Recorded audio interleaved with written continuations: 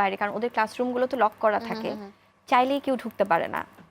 তো এটা নিয়েও অনেক সময় অনেকে বলেছে যে ওর সাথে নাকি ক্লাসে যে অনেকে দেখা করেছে, বাট ইটস কমপ্লিটলি রং। তো একটা বাচ্চাকে নিয়েও যখন কোনো মিথ্যাচার করা হয় আপু, বিশ্বাস করো তখন খুব খারাপ লাগে আসলে। তো ওদের স্কুল থেকে শুরু করে তার সমস্ত কিছু, তার ফ্রেন্ডস যারা যারা ক্লাসমেট আছে তাদের সাথে কি হচ্ছে, আগে যেমন আমি ওকে স্কুলে দিয়ে আমি ওয়েট করতাম, কারণ ও চলে আসতে চাইতো। তো অলমোস্ট আমি 1-2 মাস আমি ক্লাসের বাইরে, কারণ ওদের ক্লাসরুমগুলো তো লক করা থাকে, চাইলেই কেউ ঢুকতে পারে না। তো এটা নিয়েও অনেক সময় অনেকে বলেছে যে ওর সাথে নাকি ক্লাসে যে অনেকে দেখা করেছে, বাট ইটস কমপ্লিটলি রং। তো একটা বাচ্চাকে নিয়েও যখন কোনো মিথ্যাচার করা হয় আপু, বিশ্বাস করো তখন খুব খারাপ লাগে আসলে।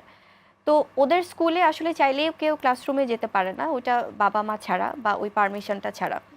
তো সেখানে ওর যখন ক্লাসরুমগুলো লক থাকতো, আমি যখন ওয়েট করতাম, ও মানে আমি ভাবতাম যে ও যদি কান্না করে চলে আসে, তো অনেক দিন এমন করেছি। দেন এখন আস্তে আস্তে মাশাআল্লাহ একটু ইউজ টু হচ্ছে। যায় না, আসে। একা একা তো যায় না, আমরাই দিয়ে আসি। হ্যাঁ, আচ্ছা। মা কি প্রত্যেকদিন যায়?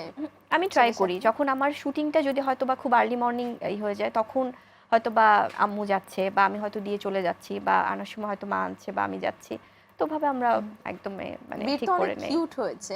তো আমি একটু জানতে চাই, ওকে কি শিশু শিল্পী হিসেবে আমরা কি কখনো দেখব, এরকম কোনো ইচ্ছা আছে কিনা, বা ওর অফার্স আসে কিনা? যেহেতু তুমি ইন্ডাস্ট্রিতে কাজ করছো, বলে না যে আপু বীরকে দিয়ে একটা টিভিসি করতে চাই, কিংবা একটা অংশে বীরকে রাখতে চাই, এরকম হয় কিনা? এটা হয়েছে আপু, আলহামদুলিল্লাহ। কারণ আমি এটা কেন বলছি যে হয়েছে, বিকজ যারা অফার করেছে বা করছে তারা ভালোবেসে আদর করেই করে।